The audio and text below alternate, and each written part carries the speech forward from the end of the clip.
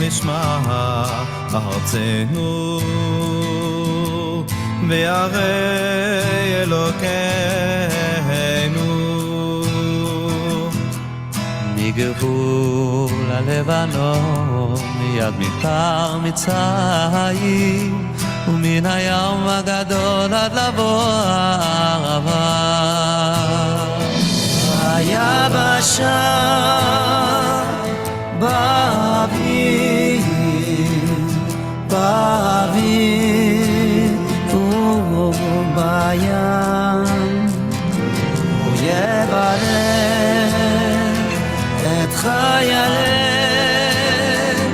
צבא הגנה לישראל הוא יברך את חיילי צבא הגנה לישראל הוא יברך את חיילי צבא הגנה לישראל ייתן השם לטובנו הקמם עלינו ניגפים לפניהם הקדוש ברוך הוא ישמור ויציל את חיילינו מקר צרה וצוקה ומקר נגע המחלה וישלח ברכה והצלחה בכל מעשה ידיהם ידבה שונאינו תחתיהם וידכם לחטא ישועה ועטרת ניצחון וקוים בהם הכתוב כי השם אלוקיכם ההולך עמכם להילחם לכם עם אויביכם להושיע אתכם ונאמר אמן ונאמר אמן ונאמר אמן היבשה באוויר בים הוא יברך את חיילי צבא הגנה לישראל הוא יברך את חיילי צבא הגנה לישראל הוא יברך את חיילי צבא הגנה לישראל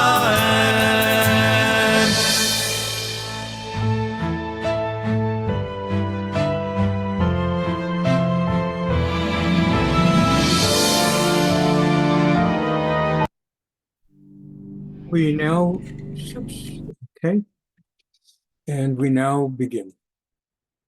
Thank you for being here, and we're going to learn commentary on chapter 30, where we left off with our last class. I hope that you remember chapter 30. We had done the text, and I'll make some reference to it, of course, during class, but primarily, let's see, and we're not going to do that. Okay, here we go. Put this off the screen. Okay. Let's get that off the screen. Okay.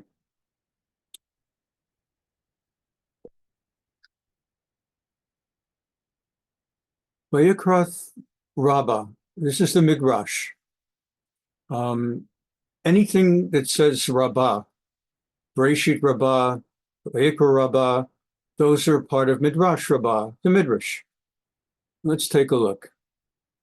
We're going to learn, first of all, a little bit about this pasuk or discussion of how long the battle took place. To remind you, we left off in chapter 30 that David and his men came back after having been away on their own military sorties and found that their entire city of Tziklag had been burned, crisp to the ground, though the wives and children are gone. And there was even an uprising internally among the 600 men against David. And then they turned to find the Amalekites who had taken their families. They found an Egyptian servant to an Amalekite. This Egyptian had been left by his Amalekite master basically to die in the desert since he couldn't keep up with his master. And so the Egyptian had no particular loyalty to his master. On the other hand, did not want to get turned back to his master with the master suspecting he had given information to the Israelites. Master would torture him and kill him. So David and his men fed this Egyptian servant, and they helped him get back to health, and assured him they would not hurt him or tell his master he had given information. And he helped essentially lead them to the Amalekites who had taken the families. And David and his men massacred those Amalekites, killed them all, liberated the hostages, the wives and children, got back all of their flocks of sheep and their cattle, also took the Amalekite sheep and cattle. It was a battle that ran either a day or 2 days or 2.5 days. And they got back where they started from, and they wiped out a bunch of Amalekites. Last class, we learned that the Amalekites stemmed from Esav, that Esav had a son, Eliphaz, who had a concubine, Timnah, who gave birth to, she was a princess among one of the nations and would rather have lived even as a mere concubine, not even a full wife, but attached to someone attached to the family of Abraham, Isaac, and Jacob, namely a son of Esav, who is, after all, more outcast from the family, but at least some connection to the family. She'd rather that than to have lived in much greater glory among some foreign nation, unconnected. And she gave birth to Amalek, who started off as a kid and grew in progenitor of a nation. Okay, so in the text we saw that they went to battle, and in battle it says that they fought for like a day or 2 days, 3, after they consulted with the Urim and Tumim to get permission to go to battle. So let's try to cover this a bit in order if we can. Some of my commentary that I'm preparing for today. First of all, consulting Urim and Tumim. We learned this much, much earlier in the Battle of Keilah, when David had fled to that city, and it's within Israel, and Saul was coming after him, and it was a gated city, and David wanted to know whether he should stay in the city and count on the local people to help protect him from Saul. After all, he and his men had already helped those locals against the Philistines.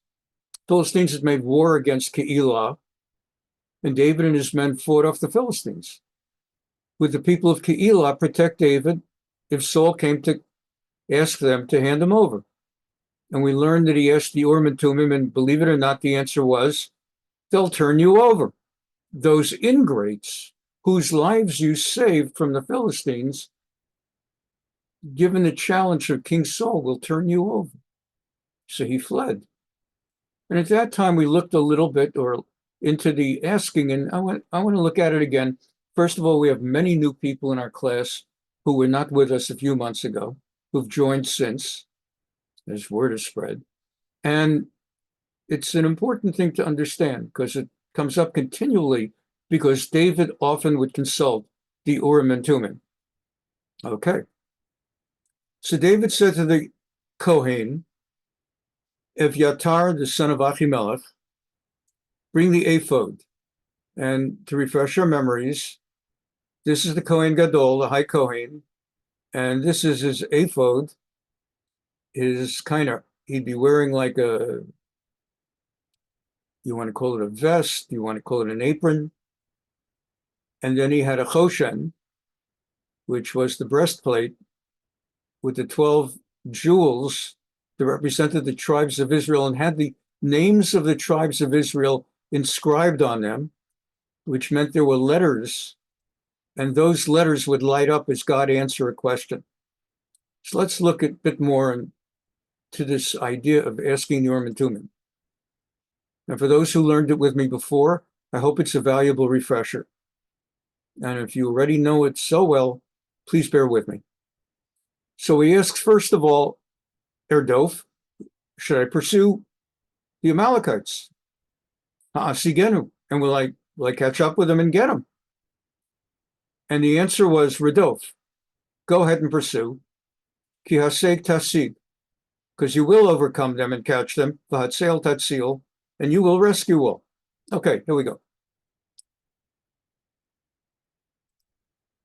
This is from Tractate Masechet Yoma.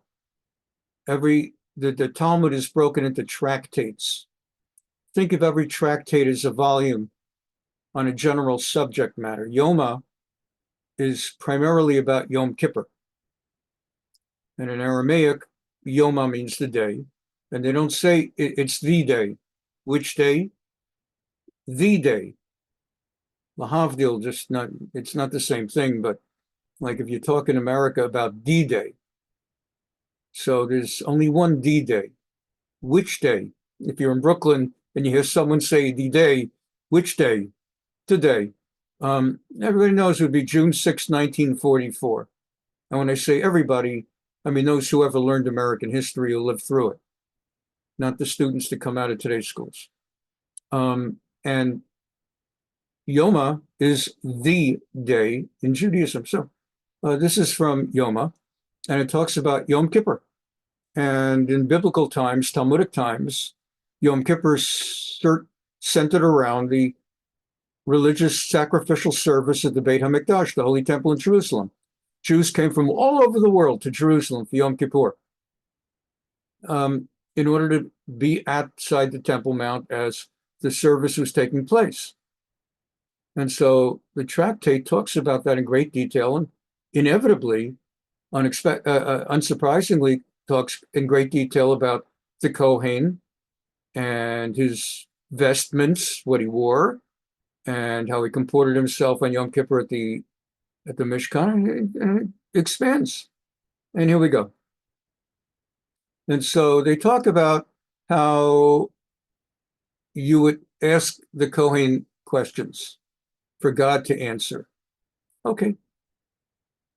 Gemara says, any priest, and whenever you see the word priest, it's referring to Kohen. But I do emphasize the Kohen is not a priest in the sense that we think of a priest.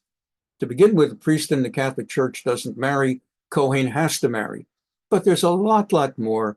It's a bad translation, but there's no other translation because the priest in Catholicism is kind of an intermediary between the worshiper, the penitent and God, right? The penitent confesses to the priest. In Judaism, we do not have confession. You do not confess to a Kohen. But for lack of a better translation, a lot of sources use that. Many instead prefer to just translate Kohen by writing it out in English, Kohen, since it's not a good translation to use priest.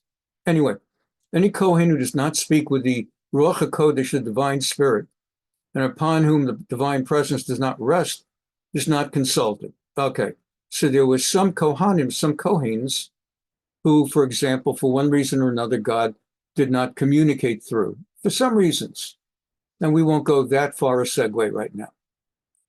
It was taught in the Mishnah, and the Kohen Gadol, the high Kohen, may be consulted for the decision of the Urim and Tumim only on, and here we go, only 3 types of people even are allowed to consult the Kohen Gadol, the high Kohen, when it comes to asking questions directly of God through the Urim and Tumim. And as I said, as I taught you, the Urim and Tumim were parchment that would be inserted into the breastplate, the choshen. If it was not inserted, the choshen did not have the ability to communicate with God and light up the letters on the valuable jewels. And so the Urim and Tumim with the parchment. But who could go to God? Dov Fischer, I've got a question. Should I don't know, should I teach Navi this year or should I teach some other?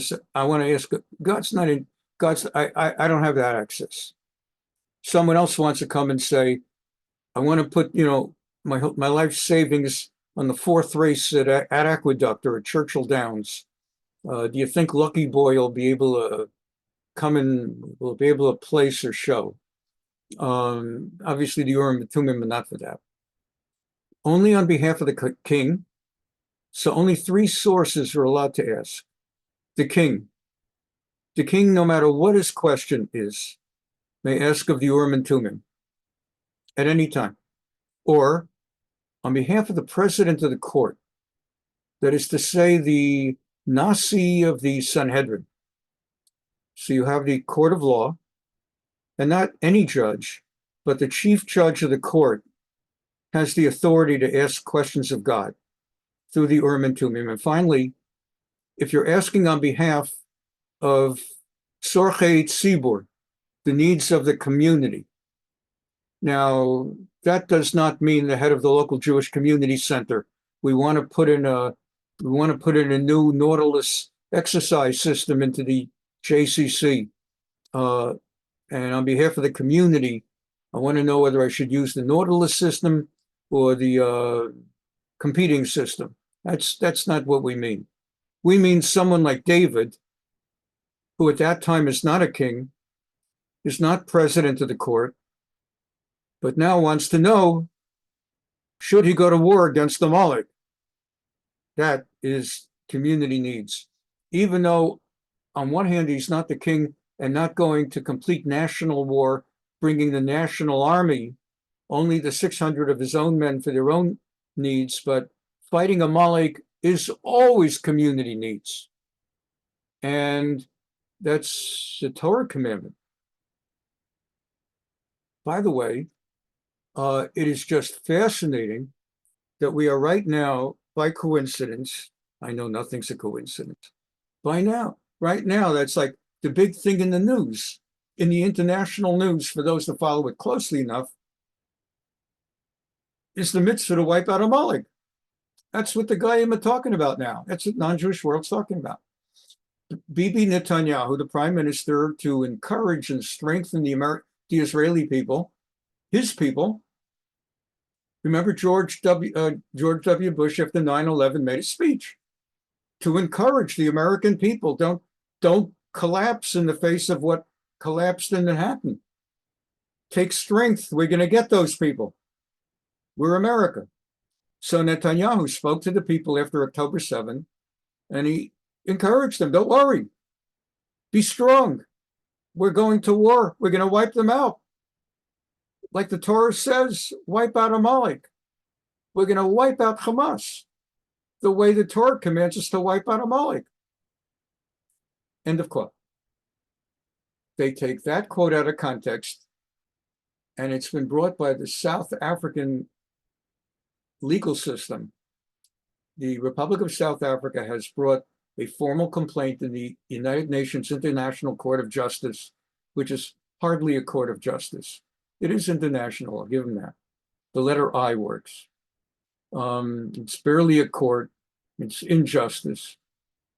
And so to have a court of injustice that now is sitting and judging Israel, whether Israel is committing war crimes and genocide against the innocent Gaza citizens. There are no innocent Gaza citizens. I've been through that before. Don't want to take a lot of time out for it. But anyway, my point is that they are showing video as part of their evidence in their case. They're showing video of Netanyahu, and they're saying, this is Nazis. This is German Nazis. I won't be taking any questions till the end of class today, by the way. See a hand, because I've got an enormous amount I want to cover today. And so they're saying this is Nazis. It's ethnic cleansing. He wants to wipe out a people. And the South African guy is standing there explaining the Torah's mitzvah of wiping out Amalek. This is a guy from South Africa has the temerity to put the Jewish people on trial. South Africa, a place where they have 7,000 murders every 3 months, documented. That's 28,000 a year. And they're not at war with Hamas. And they have more murders than deaths that happen in Gaza in the course of war. And they're a country that still has a cannibal problem, talking about, with them, looking at what's going on in Gaza, their problem is not, with them, the question is not what's eating the South Africans, it's who's eating the South Africans. And how dare they? But they've now made Amalek, this very, very subject we're talking about, is in the center of that's their argument, that it's a war crime and it's genocide. They're trying, that the Jews have undertaken to implement Amalek. Netanyahu was talking about Hamas. He was not talking about the people of Gaza. Anyway, back to this. So the Talmud, and I'm not going to spend a lot of time on it, then starts to pull out verses, Pesukim from Tanakh, the Bible, to show how they picked up that the only sorts who can ask questions of the Urim and Tumim are the kings, Melech. They learned from one verse where it says, V'lifnei Elazar Kohen Yamod v'sha'ala b'mishmar Urim, where they bring out a verse in the book of Numbers, Bamidbar. It says, he shall, in the context Numbers chapter 27, shall present himself to Eleazar the priest, that's king. It talks about when the Jews will have a king of Israel, who shall on his behalf seek the decision of the Urim before Hashem. By such instruction they shall go out, and by such instruction they shall come in to battle. He and all the Israelite militia and the whole community. So that's the source in Bamidbar, the book of Numbers, fourth book of the Torah, chapter 27, by which we know that a king has authority to consult. And then, so he refers to the king. And then they say, it says, and all the children of Israel will follow what I just read you. And they say that is by implication the Kohen, who's anointed for war, even all the congregation, that's the Sanhedrin, and so on and so forth. Okay, we continue. So our Gemara, first of all, continues a little bit with laws of Yom Kippur. On Yom Kippur, the day on which there's a mitzvah by Torah law to afflict oneself, it is prohibited to engage in eating and drinking and bathing and smearing oil and wearing shoes, leather shoes, and in marital relations. Of course, non-marital relations always are forbidden. So it goes on with that for a while. And then it gets back to this question of consulting the Urim and Tumim. And as it discusses it, we take up from there. You're supposed to ask yes, no questions. And you're only supposed to ask one question at a time. So you're not supposed to ask, that's part of what this Gemara teaches. If I had the exact page and I don't have the exact, I had it prepared and I lost the spot. So just to get to the bottom line of it, which is almost just as good.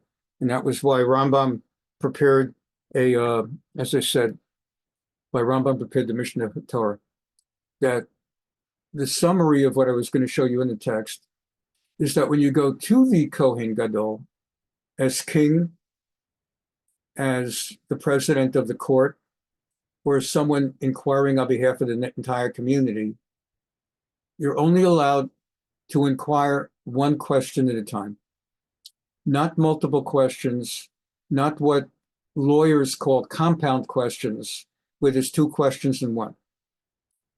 Each question needs to be a yes or no question. And God will answer the questions one at a time. They give as examples what happened when David asked questions in the context of that. Keilah, will that city of Keilah turn me over? turn me in?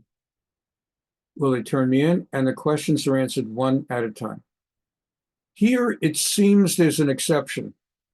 He asks, should I pursue the Amalekites? Will I catch them? And God responds in order, pursue them, Radof, and then says, and you will catch them and you will rescue everyone. God actually gives two answers to the second question. And the questions are yes-no questions. Should I run after them? And God actually is answering yes or no. Will I catch them? And God is answering essentially yes or no. And that's how you would consult with the Kohen Gadol, the Urim and Tumim.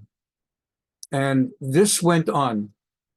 And the panic that King Saul underwent before going into this final battle with the Philistines that led him to ask to conjure up the soul of Samuel from the other world came because he could not consult God. He was accustomed to consulting God.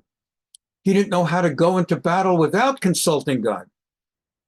He always had the assurance of God's telling him you will win, or at least the quasi peace of mind, knowing that this is it, it's over.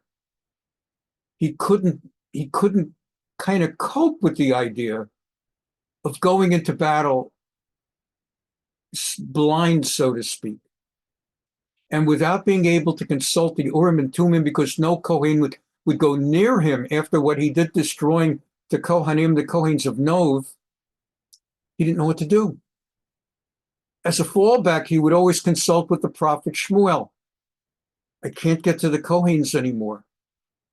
But you're a high priest. Effectively, you're the high Navi.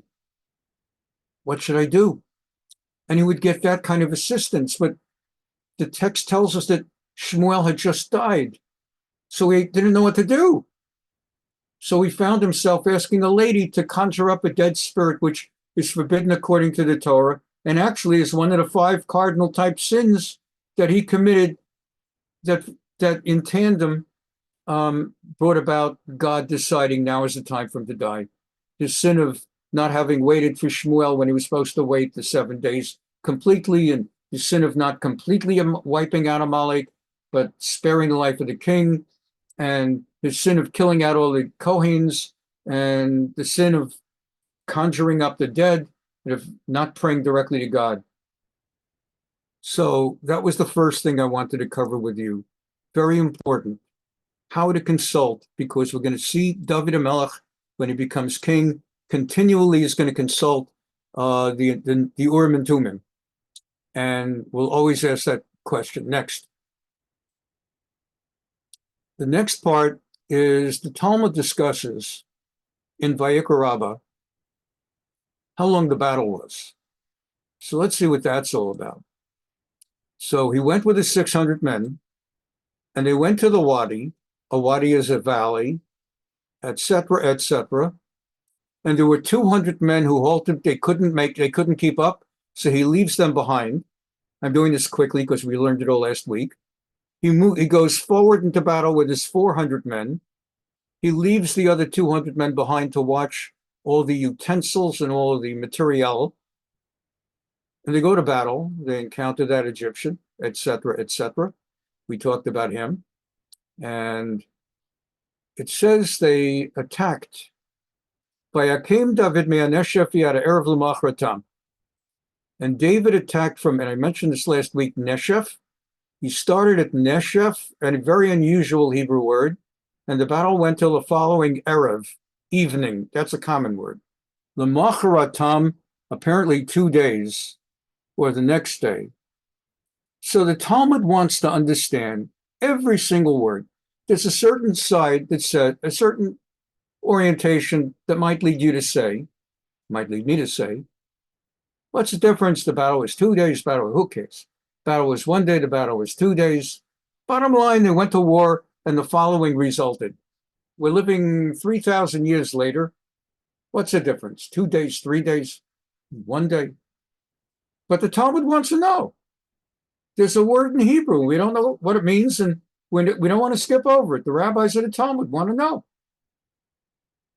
We understand Vayak came and he slaughtered them, he smote them.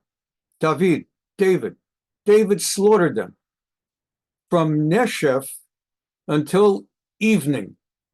Does Neshef mean the morning, which means that about a 12-hour or 8-hour war from morning to evening? Does Neshef mean the previous night, that he attacked at night till the following evening, which would be about a 22-hour war? Right? Night is later than evening. So if he started from night until the next evening, a 22-hour war. Mocharatam, machar means next day, tomorrow, machar. Machar is tomorrow. Macharatayim means 2 days from now. Right now it's Tuesday. If I tell you, anachnu nipagesh b'macharatayim, that means we'll meet in 2 days. We'll meet on Thursday. Indeed, for our Mishnah and Talmud and Rambam class, anachnu nipagesh b'macharatayim. We will meet in 2 days, almost exactly 2 days from now, on Thursday at 8 p.m. Pacific time. So macharatayim can mean that they attacked from morning or evening until 2 days later. Or it could just mean machar. The next, again, for us living in the year 5784, for those of you that have forgotten, it also is 2024, much difference. But it is a difference because every word matters. And by the way, this also makes me very humble, and it should make you humble too, when you think about the rabbis of the Talmud. I've met many people who don't even have a clue of how great and expansive the knowledge these rabbis had of the Tanakh, of the Bible. I've met Reform rabbis who say to me, you know, I know Rabbi so-and-so and the Talmud says this, but my opinion is that.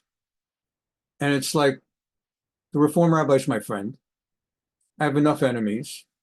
Before class is over, maybe I'll make some new ones. I don't need a new enemy with this rabbi. He's my friend. So when he says to me, Rabbi so-and-so of the Talmud says this, but I say that, my attitude is very interesting. Oh, interesting. What I'm thinking is, who the heck are you? Who the heck are you? You can't even speak Hebrew. I know you. You're my friend. We're good friends. You don't know from nothing. I know you. I know you too well. We all have a friend like that. Those are some of the best friends you're ever going to have in a lifetime. The ones who are morons. Everybody should have at least one idiot for a friend, because those are the ones that are fun. Everybody else you have to talk about movie reviews and you have to listen to symphony orchestras with. Those are those kinds of friends. But when you really want to have a good friend, have a good time, you don't want the one who wants to listen to Beethoven's Seventh or some Beethoven symphony nobody ever listens to. The only ones that really care about are the Fifth and the Ninth. You want to have a guy that doesn't know anything, only knows football and likes to talk about beating up people. Those people are interesting. So here's a Reform rabbi sitting and talking to me. Well, Rabbi Hanania or Rabbi Yosef of the Talmud says this, but my opinion is that. It makes you humble when you look at the Gemara that I'm going to show you now, and to say to yourself, they didn't even have computers, smartphones. They didn't even have indexes. They had no way to look things up. It was all in their heads. They knew the entire Tanakh in their heads. And they knew this is one word in the 24 books of the Bible that I'm not sure about.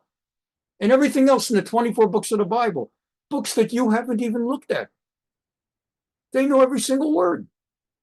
And to watch and to learn with them is to become humble and to realize in my lifetime, I'm never going to be able to scratch the surface. And even someone like me who knows stuff, I don't know that stuff. For the average shul, if I get in front of a shul, I know stuff. People say to me, they email me, you really know stuff. The thing is, I know just enough to know how much I don't know. Unlike that guy, doesn't even, like the expression goes, doesn't even know what he doesn't know. So let's look what they know. Here we go. The discussion over how long was that battle? We have to know. Okay. So Rabbi Yehoshua ben Levi potar krab Amalekim. So this Rabbi Yehoshua ben Levi is trying to understand this entire pasuk and this entire discussion. He says, first of all, Bikrov alai Marim. He's citing from a psalm that we sometimes recite, that God protects us when evil people come our way. And he's saying, you know that verse? And everybody in the room, of course, knows that verse. Oh, of course, Bikrov alai Marim, everybody knows that. Well, not everybody knows that. Those everybody's knew that. Bikrov alai Marim is actually a little bit commonly recited in the Psalms during the period between the beginning of Elul and Simchat Torah. When enemies come against me, God will be there. He says, Elu Amalekim. What is an example of the kind of enemy that David had in mind when he composed that psalm, that God is there with him when he's at battle with his enemies? He's referring to the Amalekites, as it says in chapter 30. That's what we're learning. The Amaleki pashtu el negev v'el Tziklag. By the way, again, he doesn't have a book in front of him. They're just looking and talking to each other. And he's pulling that one out of his hat. I've been studying with you for 3 classes. I'm not sure I could quote you that verse. I could tell you we began, the Amalekites had come and attacked. Could I quote the Amaleki pashtu el negev v'el Tziklag? I don't know. And if I could I recite to you every single verse in chapter 30? Could you? And he says, as that verse in Psalms that King David wrote, Bikrov alai Marim le'echol b'sari, when the enemies come to eat my flesh, enemies, that's the Amalekites. And what does it mean that they come to eat my flesh? Are we talking about South Africans? No. We're talking about a reference to Shtei Neshei that David Nishbu. It ate his flesh. It ate at him when the Amalekites kidnapped and stole away his wives, his 2 wives. Sarai v'oiv li, and then they are my enemies, my source of tsaros, my sorrows, and my enemies, oivim. What reference is that? From the same chapter, verse 17, where it says, I just read it to you, Vayakem David me'an Neshef. He slew them from Neshef ad ha'erev l'macharatam, till evening of tomorrow, the next day. Mahu l'macharatam. And the rabbis are asking, what does that word mean? Rabbi Yehoshua ben Levi, Rabbi Yehoshua, the son of Levi, says, Shtei leilot v'yom echad. That battle went on for 2 nights and 1 day. 2 nights and 1 day. How does that work? Let's just say Monday night, Tuesday in the daytime, Tuesday like with a hotel or something. You'll stay for 2 nights and 1 day, or 2 days and 1 night, whatever. So, like, imagine a war started on Monday night, 8 p.m., and all day Tuesday into Tuesday night, 8 p.m., 10 p.m., 12 p.m., 4 a.m., 5 a.m. It's just like 2 nights in 1 day. It's like a day and a half. It's like around 36 hours, a day and a half. And so we now know in the Talmud that it means a day and a half. That's what the Talmud, I'm curious, how did they translate it in English? David attacked them from before dawn until the evening of the next day. Very nice. He's consistent. He had to look it up. And is a consistent, sometimes if I would take out the time, I don't want to, I could take out the time and look up other English translations, and I might find that some translated a little bit differently. Just out of real quick curiosity, he's got it from dawn until the evening of the next day. And what's in his little footnote here? No? I'm curious. People want to know. The meaning of Hebrew is uncertain. Okay, we saw that last week. We continue. And lo niblat mehem, nobody escaped. Only 400 young men of the Amalekites who mounted camels and got away. We talked about it last week, how camels are like horses and they run really fast. And they have camel races in these Arab countries. And we talked about it at greater length last week, so I don't want to consume your time now. But 400 young Amalekites got away, and everybody else got slaughtered because they were Amalekites. If Israel today manages to get their hands on Hamas, they'll do the same thing. And they'll kill those 400 too, unless they give up. They give up, Israel won't slaughter them. Here, even if these Amalekites would give up, they would be slaughtered. It's a mitzvah to destroy Amalek. We don't know for sure who today is Amalek, so we are not allowed to just go and say, you're members of this particular group, you get slaughtered. So we are the opposite of ethnic cleansing. We're not allowed to cleanse any ethnicity but Amalek, and we don't know who Amalek is. And Davka, specifically, the hypocrisy of the world that Hamas, in their charter calls for ethnic cleansing, wiping out not just the country of Israel, but every Jew. That's in their charter, to wipe out all the Jews. They actually, in writing, advocate ethnic cleansing, and there's South Africa representing them against the Jews. I wrote recently an article, a Jew is born with a target on his back and her back. No matter how much we live like everyone else, there's something different in the world. We never know where it's going to come from next. They come after us. That's how it goes. This is an incredibly pertinent chapter to what's going on right now. Back to the story.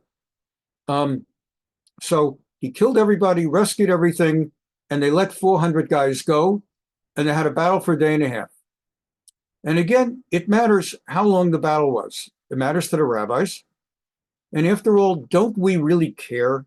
We talk about how long a battle runs. It is famous that Israel in 1948 had to fight for its independence.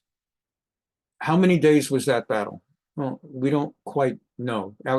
We could figure it out. It was a longer battle. Then in 1956, Israel had a war in the Sinai Peninsula. Egypt started up, and France and England allied with Israel to take the Sinai back and to liberate the canal, the Suez Canal. And America was against Israel. See how God runs his amazing world? The 1956 war in the Sinai, again, Charles de Gaulle of France and Britain, they allied with Israel to defeat Egypt and Gamal Abdel Nasser, whereas America under Dwight Eisenhower pushed against Israel. And how long was that war? 100 hours. So it's famous. When you fight a war and it's over in 100 hours, that's 4 days and 4 hours. 4-day war, 100 hours war. So that's historically famous. Next war was 1967. Look how God runs the show. 1967, our close friend Charles de Gaulle stabbed Israel in the back. Israel thought she'll always have an ally in France. Vive la France. Okay? We'll always have a loyal ally, the man of courage. Stabbed Israel in the back. Not only that, Israel was buying her weapons not from America, because America wouldn't sell weapons to Israel. Israel was buying weapons from France. So she made a payment on 5 gunboats for her navy. That navy of Israel does not get enough credit. everybody sees the Israeli army, and they're always in all the songs, and the Israeli Air Force and all the bombings, that's exciting stuff. The Navy is, McHale's Navy, like nobody gets excited about the Navy. Actually, the Israeli Navy, I've tried on Sundays to show you clips of what the Navy's been doing. They catch all these Arabs that, again, there are no such thing as Palestinians. They get all these Arabs out of Gaza trying to go on the Mediterranean and go up on a boat and then attack and kill Israelis who live on the shore in places like Ashdod, Ashkelon. And the Navy's job, they kill all these Arabs all the time that are trying, by cover of darkness, on little dinghies to manage to go and kill Jews. Since they couldn't easily go through the main boundary and border, they try to get through that way. So the Navy's a big thing. So what happened? Israel bought 5 gunboats for her Navy then. She paid for it. And then this bastard would not give the gunboats. He turned on Israel overnight. The French, he turned on Israel, and he said, wouldn't give. It's just so interesting how the anti-Semites create all of these stereotypes about Jews. What do they say about Jews? Jews are dishonest, penny pinchers. You can't do business with a Jew because a Jew can't be trusted in business. They paid for the damn boats, and this frog would not give them the boats. And therefore, remember, look it up in history. You know what Israel had to do? The Mossad stole the boats in the middle of the night after de Gaulle said, you're just not getting the boats. They weren't watching. And somehow, Israel stole the boats. Just Google Israel 5 gunboats, de Gaulle, frog, or France. They stole the boats. And next thing you knew, France was no longer with us. They haven't been with us for the last 50 years. But America became Israel's most amazing friend. Johnson stood with Israel, and you know the story since then. Except for Jimmy Carter, Israel's had pretty good friends. Clinton, so-so. Everybody else has been pretty good. Oh, George Bush, the first George Bush, horrible.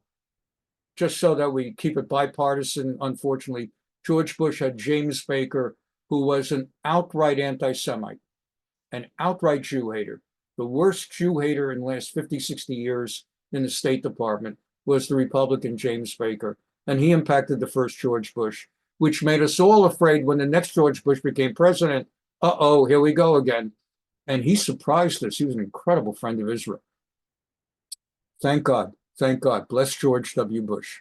May God bless him always for what he did during his presidency, and Reagan and all the others that have stood with Israel and Trump, and frankly, what Biden has to deal with among his Democrats. Give Biden his due. He's been loyal. He's still letting Israel bomb the hell out of Gaza, though he talks the talk one way, but he's been allowing whatever's going on. Anyway, continuing. So there's David HaMelech, and he's fighting. So it's important. How many days?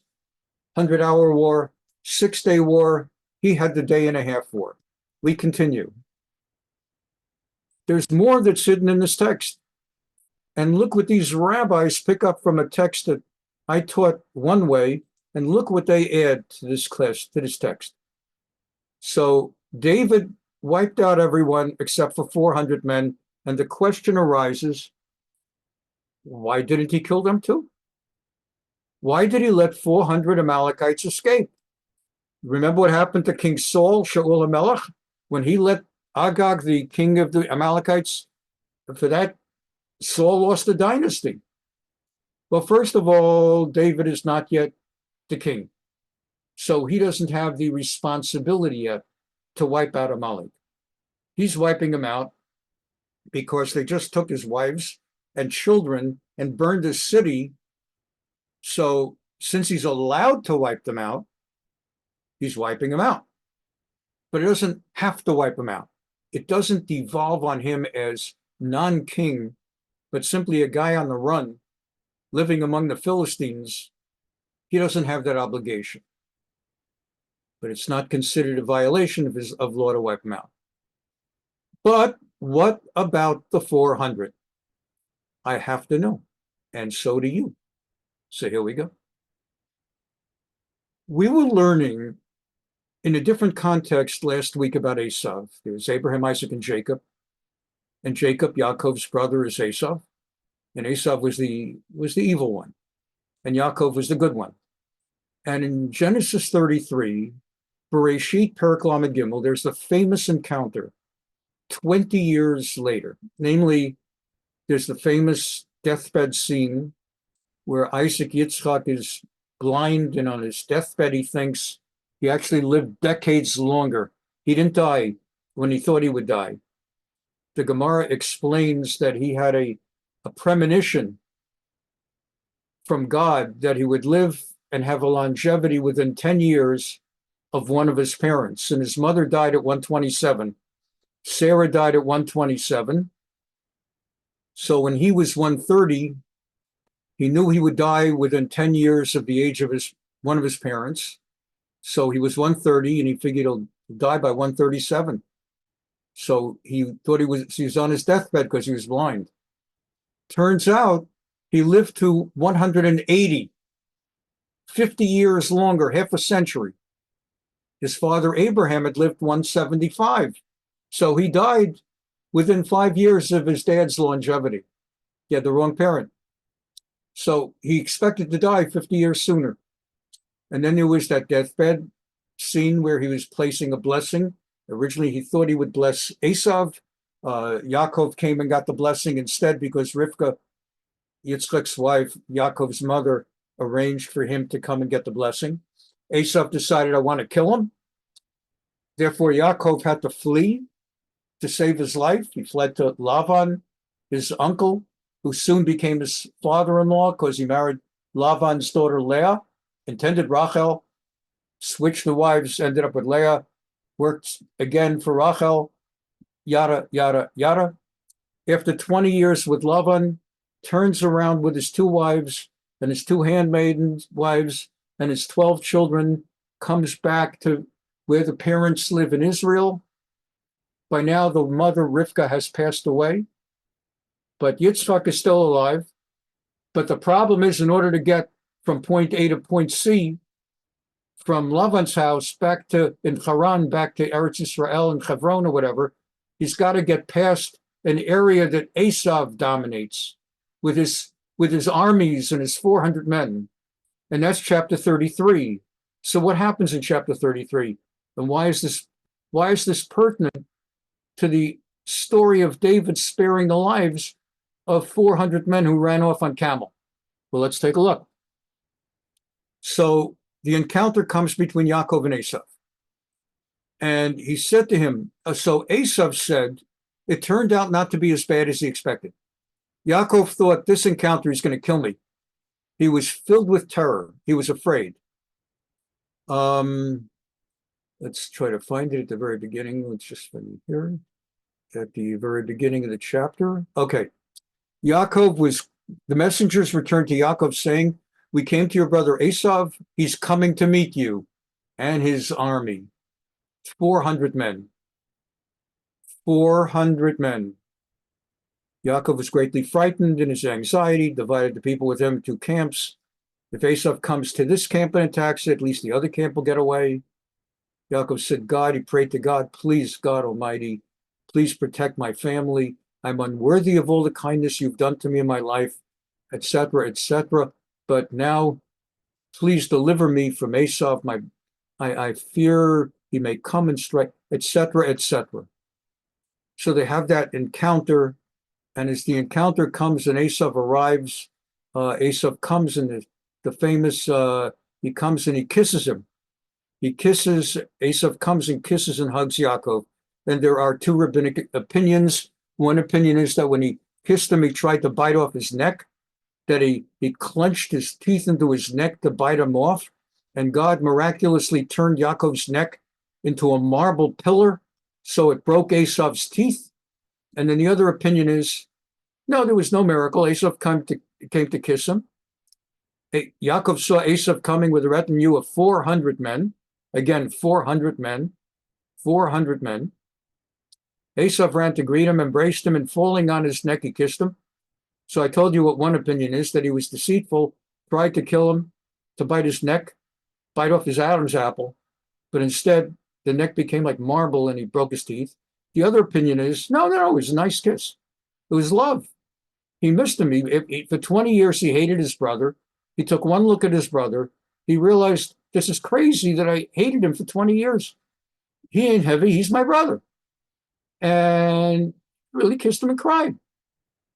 So as that text goes on, and Esav is saying, let me see your family. Yaakov is saying, let me show you my wife, my kids, but don't look too long. I don't want you to get any ideas about my family.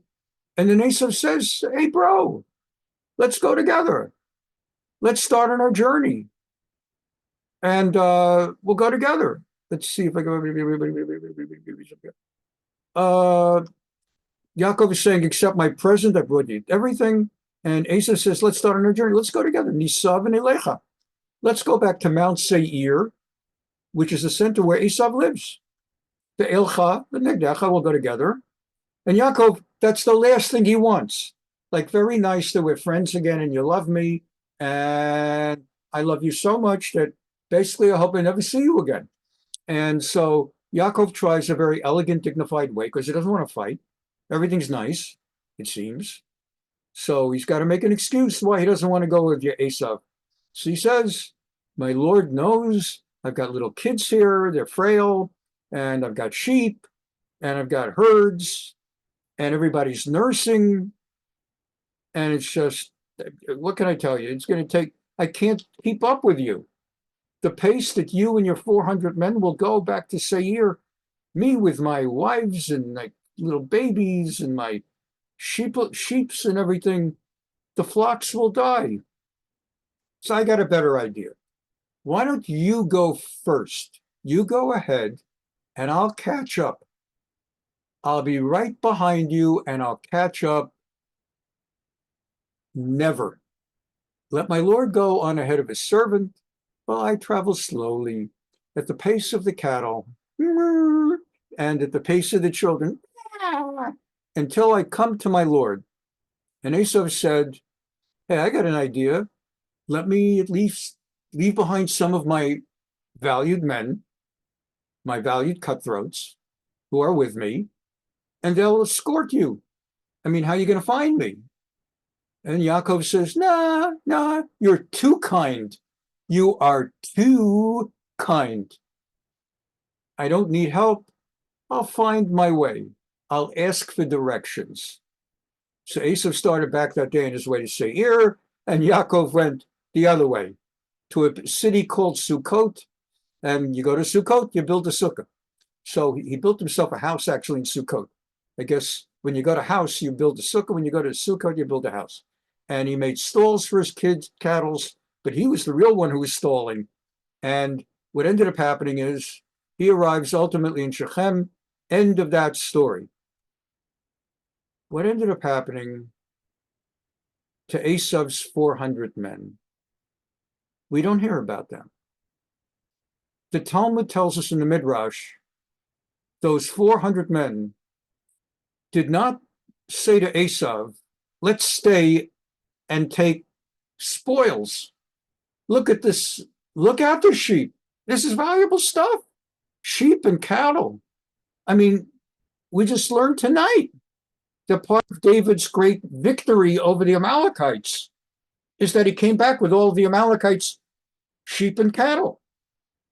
Nowadays, Dov Fischer, what am I going to do with a sheep? What am I going to do with a sheep? I don't need a sheep. If somebody would give me a sheep for birthday, that's like giving me a knock hockey board for my birthday. What am I going to do with knock hockey? So if somebody gives me a cow, all right, what am I going to do? Milk it? First of all, I use evaporated milk. So how do you do that with a cow? How do you get evaporated milk out of a cow? First, I guess you got to kiss it to blow air into it. And that's not so cool either. So that's but the Gemara says it's interesting that Yaakov was very wealthy by now. God blessed him with great wealth. And he had quite a flock of sheep and quite a herd of cattle. And it's interesting that the 400 men of Esav, they just leave him alone. What was their nationality? They were Amalekites. What was Esav doing with Amalekites, of all people? Amalekites were his grandchildren. That's his mishpucha. That's his family. That's like, if I would live long enough to be 170, 180, I don't know, 130, and my how many great-grandchildren? Imagine they would be like warlords. Obviously, we don't have warlords here. You have warlords in Syria. But there are places that have warlords.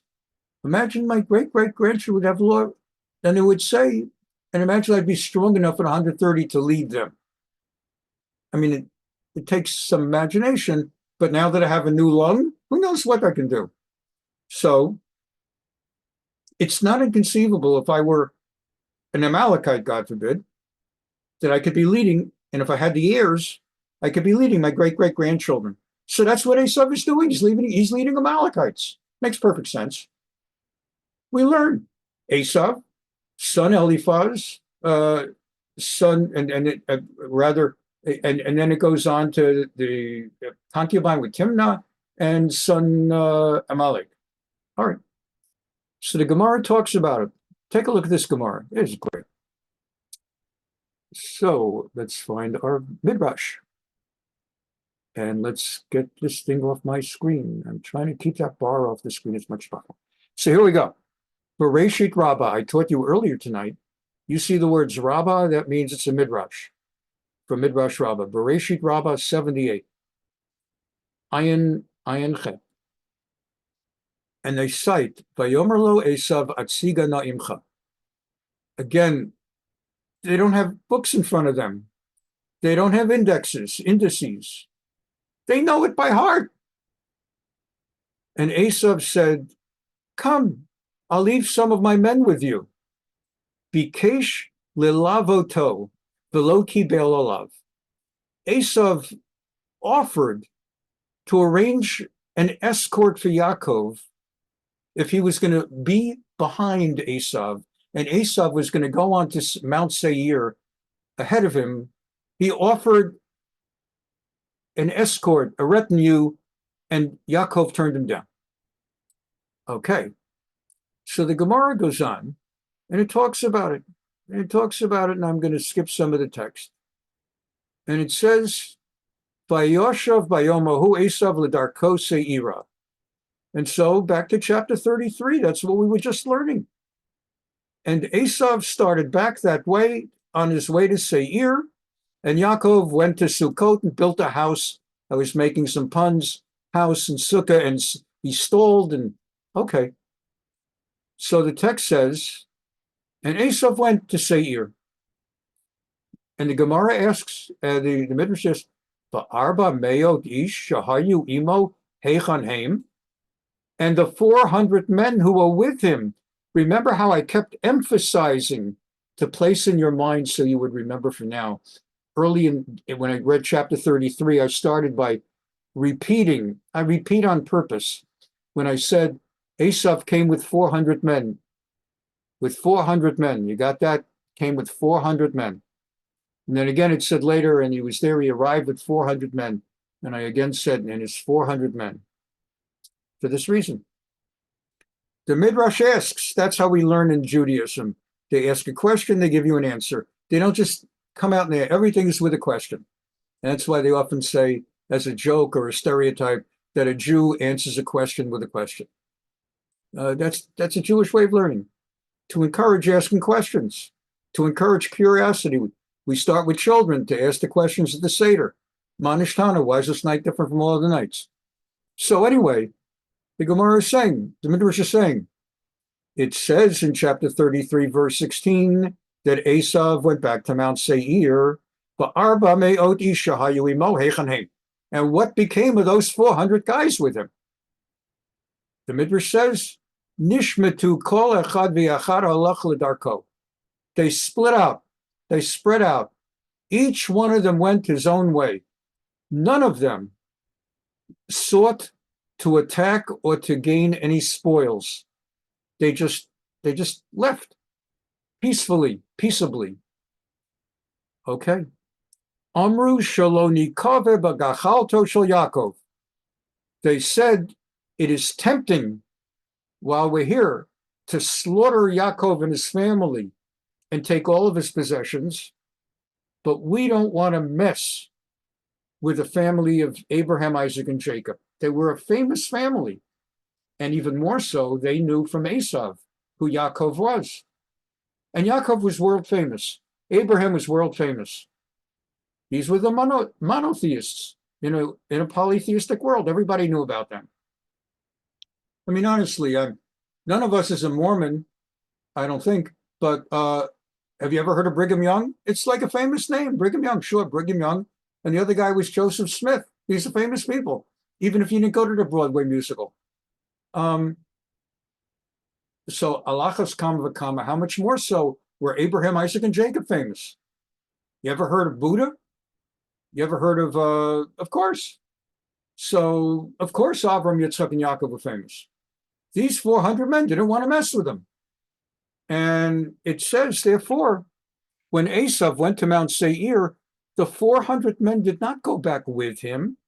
They rather scattered, and they just went their way, saying, we don't want to get, nikava means to get singed or burned. Gachal is coals. We do not want to get burned by the fiery coals of Jacob. We don't want the unique God divine protection that Jacob enjoys to burn us. We're not messing with this guy. So the Midrash says they're entitled to a reward. It would have been natural for them to massacre Jacob and take all his property. So you'll say, what, you get it. Nowadays, does someone come to you and say, I'm entitled to a reward? Why? Because I didn't kill you. Well, thank God in the United States, it's not like that. In the United States, even in Chicago on a set, maybe not in Chicago Saturday, but in most parts of the United States, for someone to come to me and say, on the street, as I'm walking down the street, I'm just walking to, I don't know, Starbucks with Denise to get, I don't know, Starbucks. So anyway, as we're walking to Starbucks, the guy walks over and says, Rabbi Fischer, you owe me $1,000. Why? Because I didn't kill you. What kind of comment is that? First of all, that's insane. Second of all, you owe me $1,000 because I didn't kill you. I'm not like the other Jews you know. So the thing is that it's crazy. But when you're looking at the 400 men of Esav, that's a thing that they didn't kill Yaakov. That's a thing. So the Gemara says, the Midrash says, what reward did God give those 400 that they did not kill Yaakov when they had the chance? Especially when their leader stepped aside and went back to Seir. There was anarchy. They could have pulled anything off. So, Ematai parala HaKadosh Baruch Hu, when did God repay them? Lehalan. Here, in our chapter 30, verse 17. Vayakem David me'aneshav yed erev l'machratam. And David attacked the Amalekites for a day and a half. None of them escaped except 400 young men who mounted cattle and got away.